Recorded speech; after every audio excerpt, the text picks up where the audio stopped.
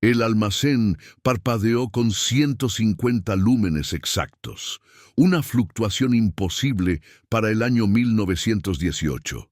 El inspector Eduardo Mendoza anotó la cifra en su libreta de cuero mientras observaba la hacienda colonial de los Herrera desde el sendero principal. Los muros blancos y las tejas rojas brillaban bajo el sol andino de septiembre, presentando la imagen perfecta de una familia respetable en Yanaguara, la próspera ciudad ficticia ubicada en las afueras de Cusco.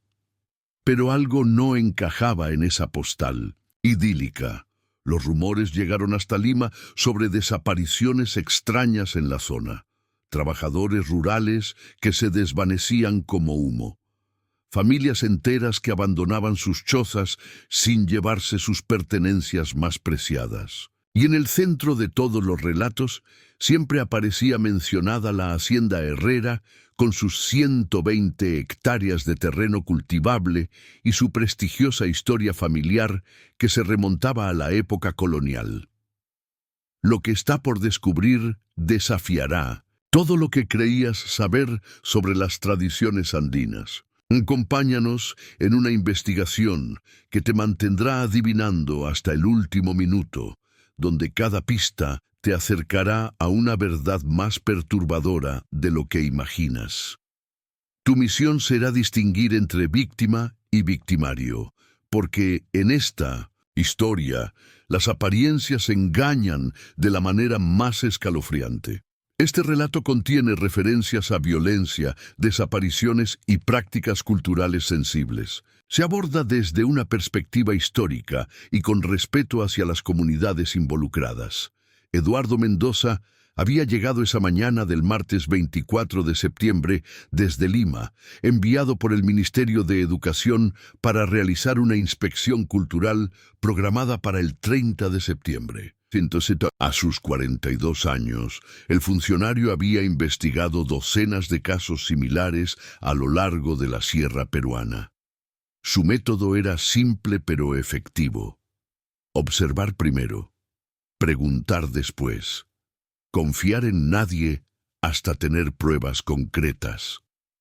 La primera persona que lo recibió fue Isabel Contreras, la maestra del pueblo. Una mujer de 35 años con mirada inteligente y maneras directas que había solicitado personalmente la intervención de las autoridades. Isabel conocía cada familia de Yanaguara, cada historia, cada secreto mal guardado. Isabel le explicó que las desapariciones comenzaron hace exactamente 3 años. Coincidiendo con la llegada de don Aurelio Herrera a la administración de la hacienda familiar tras la muerte de su padre. 15 personas habían desaparecido sin dejar rastro. Todas trabajaban temporalmente en la hacienda durante las épocas de cosecha, pero Isabel tenía una teoría. Según sus observaciones, las desapariciones seguían un patrón muy específico. Ocurrían siempre durante los días de luna nueva. Siempre involucraban a personas sin familia directa en el pueblo. Y siempre, la noche anterior, se escuchaba el mismo sonido extraño proveniente de la zona del antiguo almacén de armas, convertido ahora en depósito de herramientas agrícolas. Un sonido como de molinillo girando lentamente, constante y repetitivo. Eduardo decidió comenzar su investigación visitando directamente la hacienda. El camino serpenteaba entre eucaliptos centenarios y campos de papa que se extendían hasta perderse en las faldas de los cerros circundantes. Yanaguara se había construido aprovechando la confluencia de 3 quebradas naturales que proporcionaban agua abundante durante todo el año. Don Aurelio Herrera lo recibió en el patio principal de la casa hacienda. Un hombre de 50 años, corpulento, con bigote espeso y modales corteses que no lograban ocultar cierta tensión en su mirada. Sus manos, notó Eduardo, estaban manchadas de un líquido rojizo que don Aurelio explicó como tintura para el cuero. La hacienda funcionaba como un pequeño mundo autosuficiente. Contaba con dormitorios para los trabajadores temporales, una cocina común, talleres de carpintería y herrería, establos para el ganado y, por supuesto, el famoso almacén, que había llamado la atención de Isabel. Don Aurelio le mostró orgulloso las instalaciones. Todo parecía en perfecto orden. Los trabajadores saludaban respetuosamente. Los animales lucían bien alimentados. Los cultivos crecían frondosos, aprovechando el sistema de riego por andenes que sus antepasados habían perfeccionado durante generaciones. Pero Eduardo notó algo peculiar. En todo el recorrido, don Aurelio evitó sistemáticamente acercarse al almacén. Cada vez que el inspector sugería revisarlo, el hacendado encontraba una excusa para desviar la conversación hacia otro tema. El almacén permanecía cerrado con un candado moderno que contrastaba llamativamente con la arquitectura colonial del resto de la construcción. Espera, si alguna vez te subestimaron, escribe "yo creo" en los comentarios ahora. Suscríbete, porque el próximo paso lo cambia todo. Esa misma tarde, Eduardo entrevistó a Fernando Quispe, el guardabosques de la hacienda. Fernando trabajaba para la familia Herrera desde hacía 20 años y conocía cada árbol, cada sendero, cada rincón de las 120 hectáreas. Era un hombre reservado de unos 60 años, con el rostro curtido por el sol y las manos encallecidas por el trabajo constante. Fernando le contó algo inquietante. Durante las últimas 3 cosechas, había encontrado rastros extraños en el bosque cercano al almacén. Huesos de animales dispuestos de manera ritual, cenizas de fogatas que ardían con un olor dulzón y nauseabundo que no lograba identificar. Y sobre todo, huellas humanas que aparecían y desaparecían sin explicación lógica.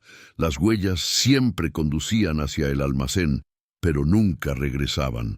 Eduardo le preguntó directamente si creía que don Aurelio estaba involucrado en las desapariciones. Fernando guardó silencio durante varios minutos antes de responder. No podía acusar a su patrón sin pruebas, pero había cosas que no encajaban. Don Aurelio había cambiado después de la muerte de su padre. Se había vuelto más reservado, más controlador con los trabajadores, más obsesivo con mantener ciertas áreas de la hacienda completamente privadas. Y existía algo más perturbador. Fernando había descubierto que don Aurelio mantenía correspondencia regular con personas de Lima que nunca visitaban la hacienda públicamente. Cartas que llegaban sin remitente y que el hacendado quemaba inmediatamente después de leerlas. Fernando había logrado rescatar algunos fragmentos de las cenizas y las palabras que alcanzó a leer no tenían sentido para él. Términos como suministro, procesamiento y cliente satisfecho. Pero había un detalle que Fernando recordaba con absoluta claridad. En uno de los fragmentos rescatados aparecía una fecha específica, 30 de septiembre de 1918, exactamente la fecha límite que Eduardo tenía para completar su inspección. Por lo tanto, Eduardo comprendió que no se trataba de una coincidencia. Esa noche se hospedó en la casa de Isabel, la única vivienda del pueblo que tenía un cuarto de huéspedes adecuado. Isabel vivía sola desde la muerte de su marido 5 años atrás y había convertido su hogar en un punto de encuentro informal para los vecinos que necesitaban ayuda o consejo. Durante la cena, Isabel le mostró algo que cambiaría por completo el rumbo de la investigación, un daguerrotipo enmarcado en plata, datado en 1915. En la imagen aparecían 5 hombres posando frente al almacén de la hacienda. Eduardo reconoció inmediatamente a don Aurelio, mucho más joven y delgado. Los otros 4 rostros le resultaron completamente desconocidos. Pero lo verdaderamente inquietante era lo que se alcanzaba a distinguir al fondo de la imagen. El almacén tenía las puertas abiertas de par en par y en el interior se veían formas indefinidas colgando del techo. Formas que podrían ser costales de granos, piezas de carne secándose o algo mucho más siniestro. Isabel le explicó que había encontrado el daguerrotipo entre las pertenencias de Esteban Mamani, uno de los trabajadores desaparecidos. Lo había guardado durante 3 años esperando el momento adecuado para entregárselo a las autoridades.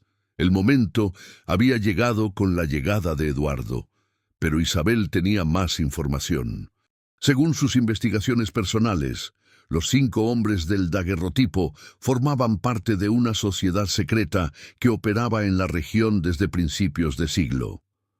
Una organización que combinaba tradiciones andinas ancestrales con prácticas que Isabel prefería no describir en detalle. Don Aurelio había heredado su participación en el grupo junto con la administración de la hacienda, y el almacén era su lugar de reunión.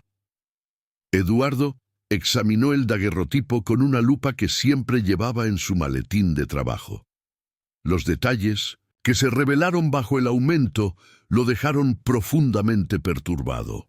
Las formas colgantes en el interior del almacén mostraban características anatómicas humanas inconfundibles, y en el piso se distinguían manchas oscuras que formaban patrones demasiado regulares para ser casuales. Había encontrado la primera prueba física del crimen, pero al día siguiente todo se complicó de manera inesperada. Eduardo despertó con el sonido del molinillo girando lentamente en la distancia, el mismo ruido que Isabel había descrito como la antesala de las desapariciones. Se vistió rápidamente y salió hacia la hacienda siguiendo el sendero que bordeaba la quebrada norte, uno de los 2 recorridos principales que conectaban el pueblo con la propiedad de los Herrera. Al llegar encontró una escena desconcertante. Don Aurelio estaba esperándolo en el patio principal, acompañado de 6 hombres que Eduardo no había visto durante su visita anterior. Todos portaban herramientas de trabajo agrícola, pero su actitud sugería propósitos muy diferentes a la agricultura. Don Aurelio le explicó con aparente calma que había decidido colaborar plenamente con la investigación. Había preparado toda la documentación relacionada con los trabajadores temporales de los últimos 3 años, registros de contratación, pagos, fechas de salida, todo perfectamente organizado y detallado. Demasiado perfecto, pensó Eduardo. Los documentos mostraban que todos los trabajadores desaparecidos habían terminado sus contratos normalmente y habían cobrado sus sueldos completos antes de partir hacia otras regiones en busca de trabajo. Incluso tenían recibos firmados y fechados con sus datos personales. Pero Eduardo notó algo extraño en los recibos. Todos estaban firmados con la misma tinta y la misma pluma. Las diferencias en la caligrafía eran mínimas, como si la misma persona hubiera intentado imitar distintos estilos de escritura, y las fechas seguían un patrón demasiado regular. Cada trabajador había partido exactamente 24 horas después del último avistamiento reportado por los vecinos. Don Aurelio tenía una explicación para todo. Los trabajadores temporales eran personas transitorias que preferían no dejar rastros de su paso por los pueblos. Cobraban sus sueldos, compraban provisiones básicas y continuaban su camino hacia otros trabajos en haciendas más grandes. Era una práctica común en toda la sierra peruana. Pero había algo que don Aurelio no podía explicar. ¿Por qué el candado del almacén era el único elemento moderno en toda la hacienda? ¿Por qué había comprado un candado Yale Ito 63 de 7 pines, acero niquelado, 5.5 centímetros, con grabado Ito 63, cuando todas las demás cerraduras de la propiedad eran de manufactura local tradicional? Don Aurelio se mostró nervioso por primera vez durante toda la conversación. El candado había sido una recomendación de un comerciante de Lima que visitó la hacienda el año anterior. Le había sugerido que protegiera mejor las herramientas más valiosas, porque los robos se estaban incrementando en toda la región. Era una precaución lógica y necesaria. Eduardo decidió poner a prueba esa versión. Le pidió a don Aurelio que abriera el almacén para inspeccionar las herramientas supuestamente valiosas que justificaban una seguridad tan sofisticada. Don Aurelio dudó durante varios segundos antes de acceder, pero finalmente extrajo una llave de su bolsillo y se dirigió hacia el almacén acompañado de Eduardo y los 6 trabajadores. El interior del almacén reveló la mentira. No había herramientas valiosas. Solo había rastros inconfundibles de actividad reciente. El piso de tierra compactada mostraba manchas oscuras idénticas a las del daguerrotipo. Del techo colgaban ganchos de hierro oxidado que habían sostenido pesos considerables durante períodos prolongados. Y en una esquina, parcialmente oculto bajo una lona, Eduardo descubrió un molinillo manual de hierro forjado. El mismo molinillo que había estado sonando esa madrugada. Por lo tanto, Eduardo comprendió que había encontrado el lugar donde ocurrían los crímenes. Pero don Aurelio tenía una última carta que jugar. Con una seña casi imperceptible, indicó a los 6 hombres que rodearan a Eduardo. La situación se había vuelto peligrosa y el inspector se encontraba completamente solo y en desventaja numérica. Don Aurelio le explicó con voz calmada que Eduardo había malinterpretado completamente la situación. La sociedad secreta existía, pero no con propósitos criminales. Se trataba de un grupo de preservación cultural que se dedicaba a mantener vivas las tradiciones culinarias ancestrales andinas. Las prácticas que realizaban en el almacén eran ceremonias de preparación de alimentos rituales que incluían el procesamiento de carne de llama y alpaca según métodos precolombinos. Los trabajadores desaparecidos habían sido testigos de estas ceremonias privadas y habían recibido compensaciones económicas importantes a cambio de su discreción y su traslado inmediato a otras regiones donde no pudieran divulgar lo que habían visto. Todo tenía una explicación racional y legal. Eduardo fingió creer la versión de don Aurelio mientras buscaba mentalmente una estrategia de salida. Necesitaba ganar tiempo hasta que Isabel notara su ausencia y enviara ayuda, o hasta que pudiera encontrar una oportunidad para escapar y reportar sus hallazgos a las autoridades de Cusco. Pero entonces ocurrió algo completamente inesperado. Fernando. Quispe apareció corriendo desde el bosque con expresión de pánico absoluto. Había encontrado algo en la quebrada sur que invalidaba por completo todas las explicaciones de don Aurelio. Algo que no podía ocultarse ni justificarse con ninguna excusa. Los restos de Esteban Mamani. No solo huesos, sino ropa, documentos personales y, sobre todo, un diario de papel pardo donde Esteban había registrado durante semanas sus sospechas sobre las actividades nocturnas en el almacén. El diario contenía fechas, nombres, descripciones detalladas de sonidos y olores extraños, y una conclusión escalofriante. Don Aurelio y su sociedad secreta no preservaban tradiciones culinarias andinas. Practicaban canibalismo ritual con fines comerciales. El diario de Esteban revelaba que la operación funcionaba como un negocio organizado. Clientes adinerados de Lima y otras ciudades viajaban discretamente hasta la hacienda para participar en ceremonias que combinaban elementos de misticismo andino con el consumo de carne humana. Los precios por participar en estas experiencias eran astronómicos. Los trabajadores temporales no eran solo testigos silenciados, eran la materia prima del negocio.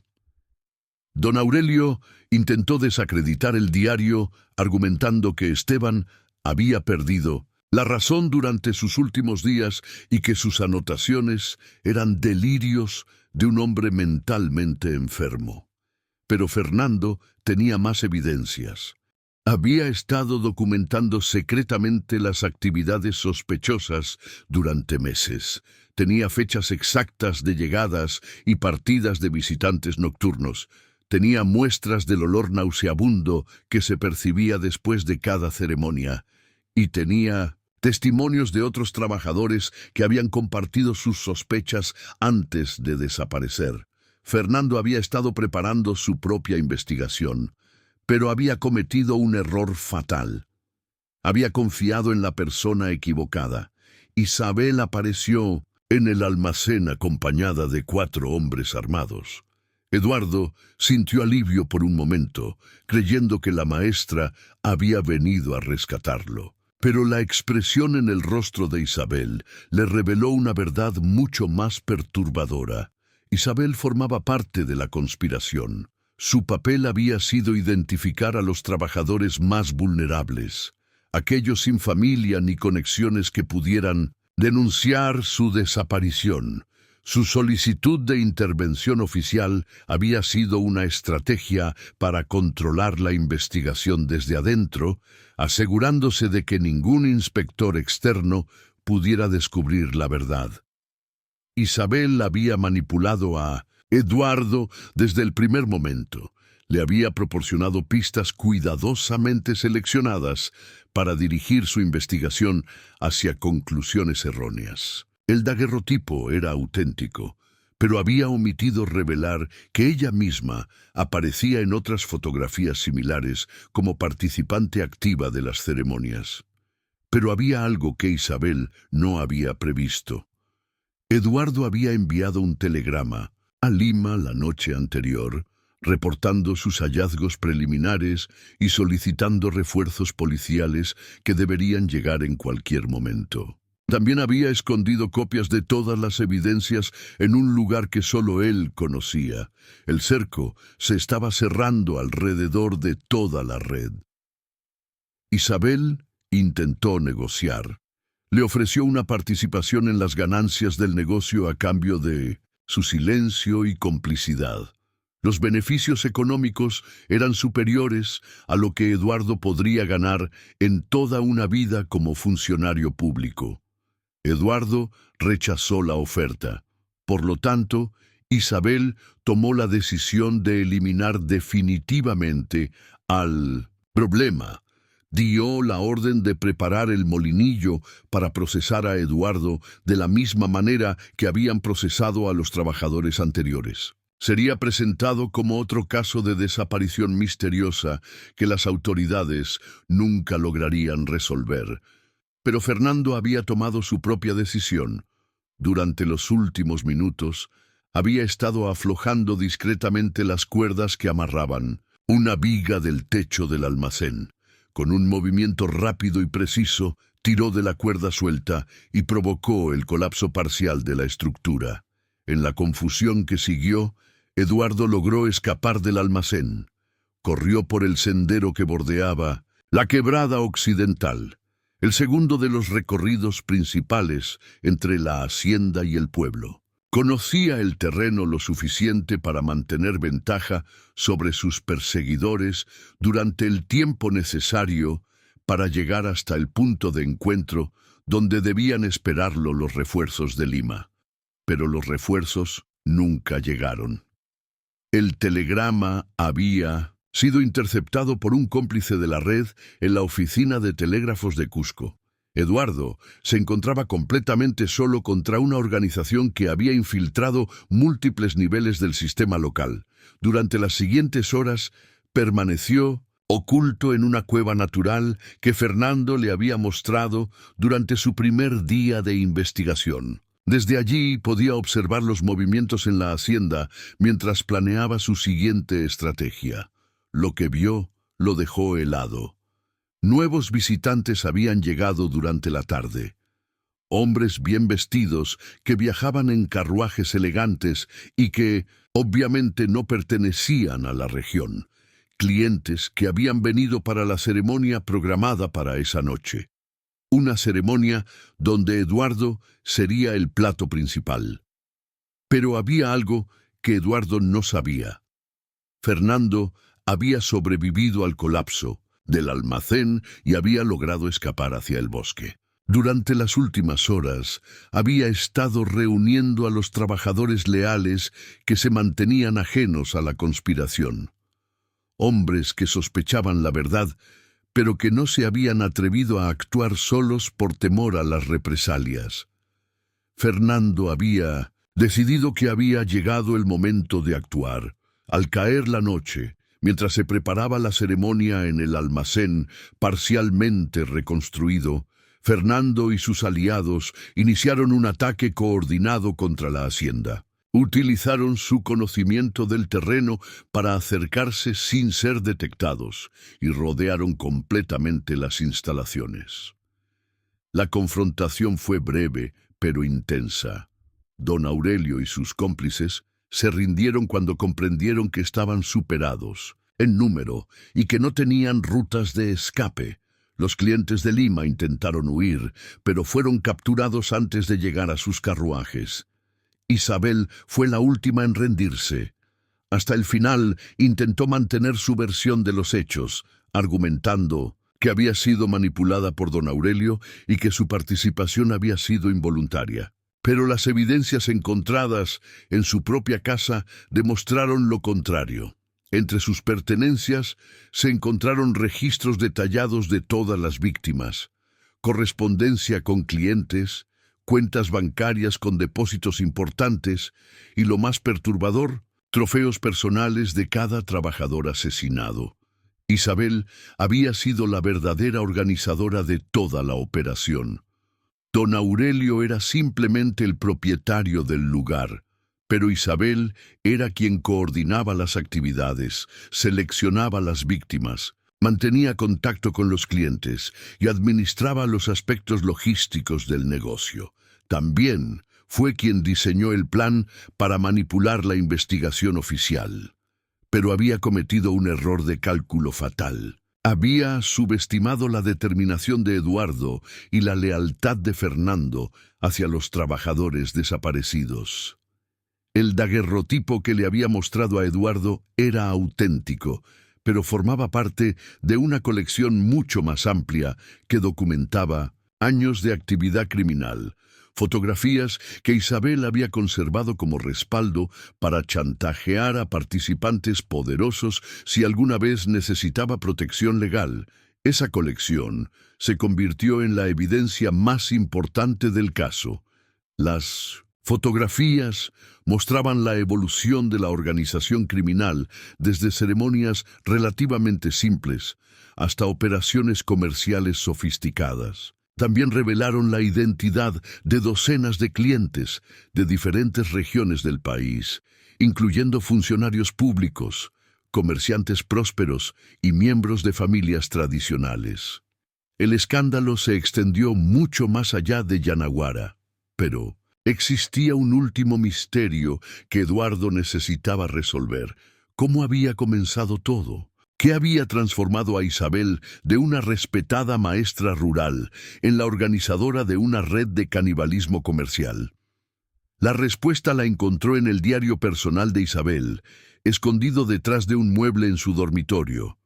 Isabel había perdido a su marido y sus 3 hijos durante una epidemia de tifus 5 años atrás. El dolor y la desesperación la habían llevado a buscar respuestas en tradiciones ancestrales que prometían comunicación con los muertos.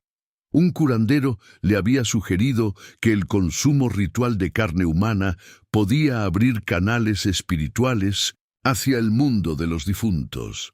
Isabel había comenzado experimentando con pequeñas cantidades. Gradualmente había desarrollado una adicción física y psicológica al canibalismo. Cuando sus recursos económicos se agotaron pagando por el suministro, un clandestino decidió crear su propio negocio para sostener su dependencia. Don Aurelio se había unido a la operación por puras razones económicas, pero Isabel tenía motivaciones mucho más profundas y perturbadoras. Creía genuinamente que cada acto de canibalismo la acercaba más a reunirse con su familia muerta. El caso se cerró oficialmente el 30 de septiembre de 1918, exactamente en la fecha límite que Eduardo tenía para completar su inspección. Las autoridades de Lima enviaron un equipo especializado para procesar la escena del crimen y trasladar a todos los detenidos hacia la capital para su juzgamiento. Fernando Quispe fue reconocido oficialmente como héroe local y recibió una compensación económica por su valor y lealtad. Decidió permanecer en Yanaguara para administrar la hacienda que fue confiscada por el Estado y convertida en cooperativa para los trabajadores rurales de la región. Eduardo regresó a Lima con una comprensión mucho más profunda sobre los peligros que se ocultan detrás de fachadas respetables en comunidades aisladas. Su informe oficial se convirtió en referencia obligatoria para futuras investigaciones similares. La hacienda Herrera fue demolida completamente. En su lugar se construyó una escuela que lleva el nombre de Esteban Mamani, el trabajador cuyo diario había sido fundamental para resolver el caso. La escuela funciona hasta hoy como un recordatorio de que la verdad siempre encuentra la manera de salir a la luz. Pero hay un detalle final que Eduardo nunca pudo explicar completamente: las fluctuaciones de luz de 150 lúmenes que había observado en su primera visita nunca tuvieron una explicación técnica satisfactoria. No existía ninguna fuente de electricidad en la hacienda que pudiera generar esa cantidad específica de iluminación artificial. Algunos vecinos de Yanaguara sostienen que las luces extrañas continúan apareciendo ocasionalmente en el lugar donde estuvo el almacén, como si las víctimas de Isabel y don Aurelio siguieran intentando comunicar su historia a quien esté dispuesto a escuchar. ¿Habrías abierto la puerta del almacén en el primer día o esperado hasta reunir más evidencias? La decisión correcta podría haber salvado vidas o provocado una tragedia mayor. Escribe "abriría" o "esperaría" en los comentarios y explica tu estrategia. Si esta investigación te mantuvo adivinando hasta el final, dale like y suscríbete para más misterios históricos que desafían la lógica. Comparte este video si crees que alguien más necesita conocer esta historia perturbadora que demuestra que la realidad supera cualquier ficción.